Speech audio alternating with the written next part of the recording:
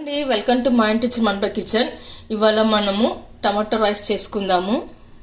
ఇక్కడ నేను ముందుగానే 2 టమాటాలు తీసుకొని మిక్సీకి వేసి పేస్ట్ లాగా చేసి పెట్టుకున్నానండి.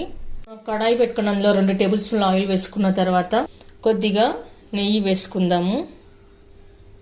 ఆయిల్ హీట్ అయిన తర్వాత ఇప్పుడు కొద్దిగా సాజీరా వేసుకుందాము, అలాగే జీరా, తర్వాత బిర్యానీ ఆకు, చెక్క, 2 లవంగాలు, 2 ఇలాచీలు వేసుకొని కలుపుకుందాము. ఆ తర్వాత ఇప్పుడు మనం సన్నగా కట్ చేసి పెట్టుకున్న ఆనియన్ కూడా వేసుకుందాము. ఇప్పుడు ఆనియన్ మంచి కలర్ వచ్చే వరకు కలుపుకోవాలి. ఆ తర్వాత గ్రీన్ చిల్లీ, కరివేపాకు, బఠానీ, అల్లం వెల్లుల్లి పేస్ట్, కొద్దిగా పసుపు, ఆ తర్వాత పేస్ట్ చేసి పెట్టుకున్న టమాటా ప్యూరీని కూడా వేసుకోవాలి. ఇప్పుడు టమాటా ప్యూరీలోని పచ్చివాసన పోయే వరకు బాగా కలుపుకొని పెట్టుకోవాలి. ఆ తర్వాత ఇప్పుడు మనం కట్ చేసి పెట్టుకున్న టమాటా ముక్కలు కూడా వేసుకుందాము. మరొకసారి కలుపుకొని పెట్టుకోవాలి.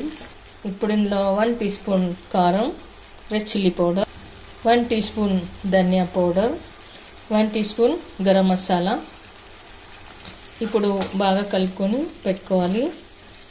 సాల్ట్ తగినంత.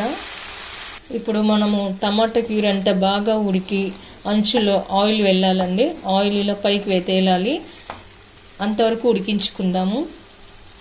ఈ టమాటా రైస్ ఎంత చాలా అద్భుతంగా రుచికరంగా ఉంటుందండి. చాలా టేస్ట్గా చాలా బాగుంటుంది. ఇలాంతా టమాటా పేస్ట్ బాగా ఉడికి చిక్కబడ్డ తర్వాత జీరా పౌడర్ వేసుకుందాము. ఇప్పుడు ఆయిల్ అంతా ఇలా సపరేట్ అయిన తర్వాత రైస్ వేసి కలుపుకుందాము. మనం కుక్ చేసి పెట్టుకున్న రైస్ వేసి కలుపుకోవాలి.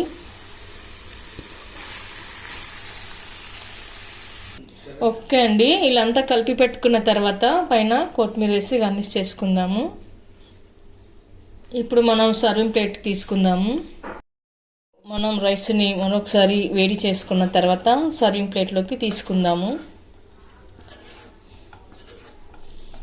ఓకే అండి, చూసారుగా ఎంతో రుచికరమైన అద్భుతమైన టమాటో రైస్.